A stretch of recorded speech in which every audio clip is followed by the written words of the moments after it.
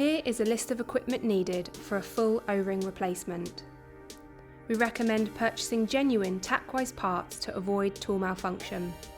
Always ensure you take the necessary safety precautions before starting. We recommend wearing safety goggles, gloves, and facing the tool away from your face at all times. Always ensure your tool is disconnected from the airline and all fasteners have been removed before making any repairs.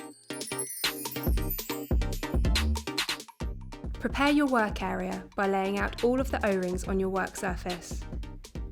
To begin, remove the cylinder cap by removing the 4 Allen bolts and protectors with the 5mm Allen key.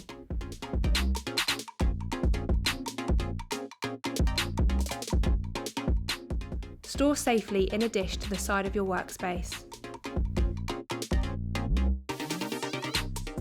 Remove the head valve, spring, and piston stop from the cylinder cap. Use the hook or chosen tool to carefully remove the O-rings from the head valve one at a time. Match with the correct size and replace, ensuring each new O-ring is correctly placed into position. Take care not to damage the O-rings here. If damaged, do not use as this may cause the tool to malfunction. Lightly oil. Reassemble the spring and piston stop into the head valve. Reassemble the head valve into the cylinder cap.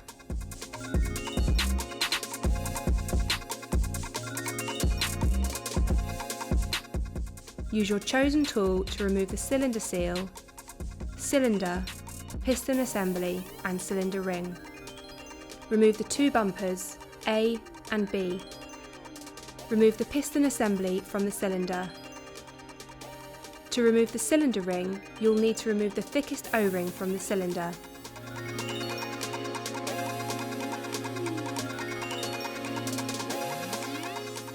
Remove the cylinder ring. Carefully remove the remaining O-rings on the cylinder one at a time. Match with the correct size and replace all the O-rings, leaving the thickest one till last, as this will need to be replaced once the cylinder ring has been reassembled. Remove and replace the O-rings on the cylinder ring. Lightly oil. Reassemble the cylinder ring onto the cylinder, ensuring the smooth side is facing upwards. Match the thickest O-ring that you removed earlier with the correct size and carefully replace. Lightly oil.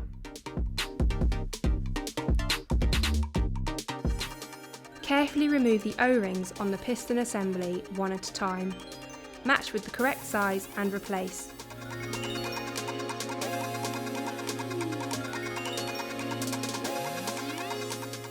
Carefully guide the piston assembly into the cylinder. Reassemble bumper A, followed by bumper B, after carefully inspecting the bumpers for wear and tear. If damaged, do not use as this may cause the tool to malfunction.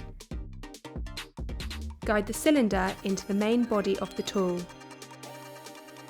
ensuring the arrow on the cylinder ring is lined up with the trigger.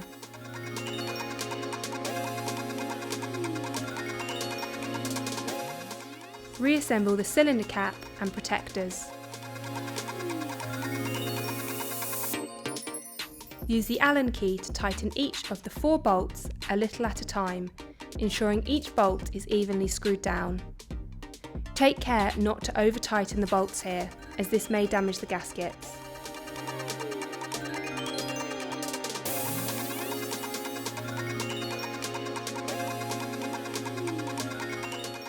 Remove the cylinder cap by removing the 4 Allen bolts and protectors with the 5mm Allen key. Store safely in a dish to the side of your workspace.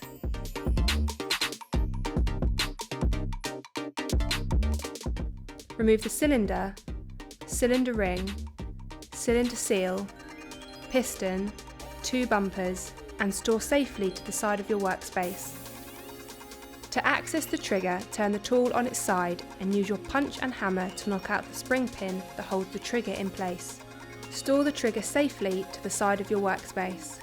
Knock out the 2 spring pins closest to the handle and store safely in a dish to the side of your workspace. Remove the trigger valve guide, trigger valve stem and spring. To remove the remaining trigger parts, you'll need to go in via the top of the tool, as demonstrated.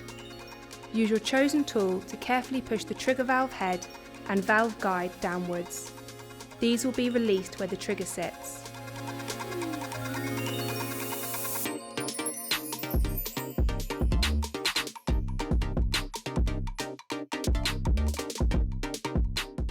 Use the hook or chosen tool to carefully remove the O-rings from the valve guide and trigger valve head one at a time. Match with the correct size and carefully replace.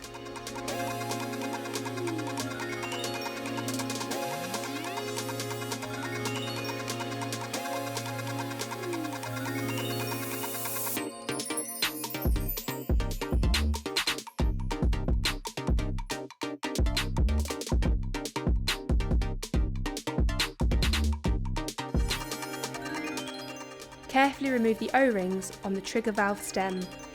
Match with the correct size and replace.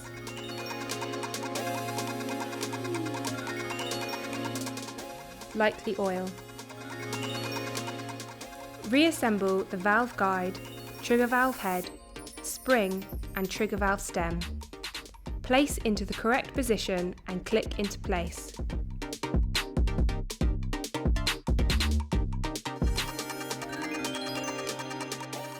Reassemble the trigger valve guide.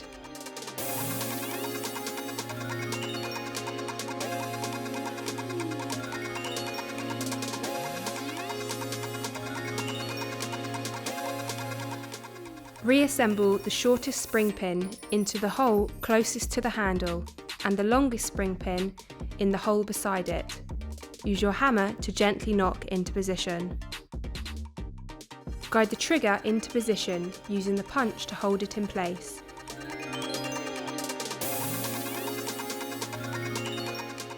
Finally, knock in the remaining spring pin to secure the trigger. Carefully guide the cylinder, cylinder ring, piston assembly, cylinder seal and 2 bumpers back into the main body of the tool, ensuring the arrow on the cylinder ring is lined up with the trigger.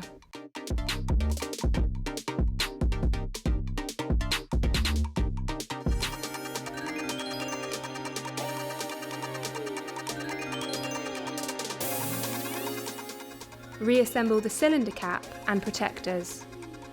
Use the Allen key to tighten each of the 4 bolts a little at a time, ensuring each bolt is evenly screwed down. Take care not to over-tighten the bolts here, as this may damage the gaskets.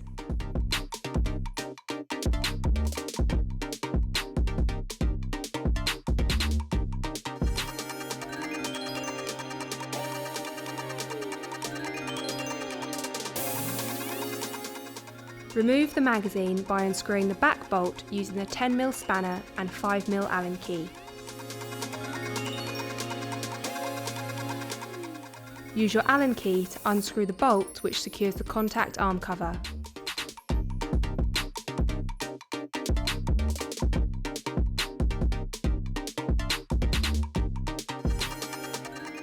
Store the bolts safely in a dish to the side of your workspace.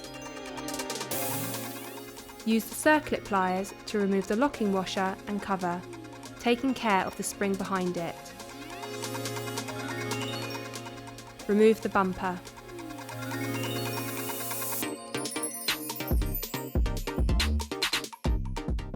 Remove the rubber washer.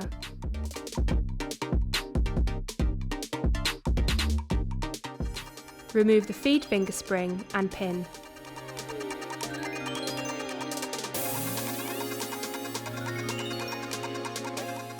Pull the piston out of the nose piece and remove the feed hook. If any O-rings from the piston are caught in the nose piece, remove them. Use your hook or chosen tool to carefully remove the remaining O-rings on the piston one at a time. Match with the correct size and replace. Lightly oil. Reassemble the piston and feed hook, ensuring the groove of the piston lines up with the feed hook. Reassemble the feed finger spring, ensuring the legs line up with the grooves of the feed hook.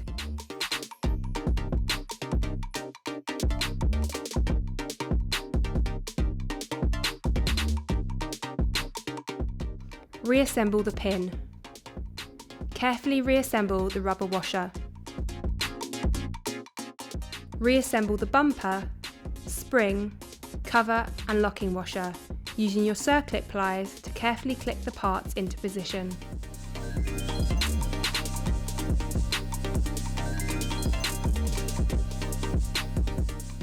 Reassemble the magazine and back bolt.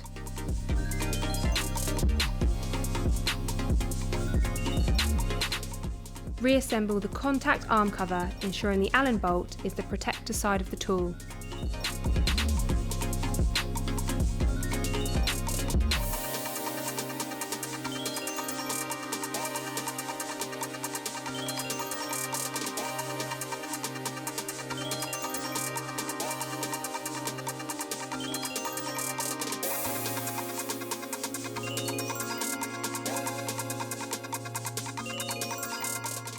We recommend testing the tool before use to ensure the trigger mechanism works in accordance with the manual.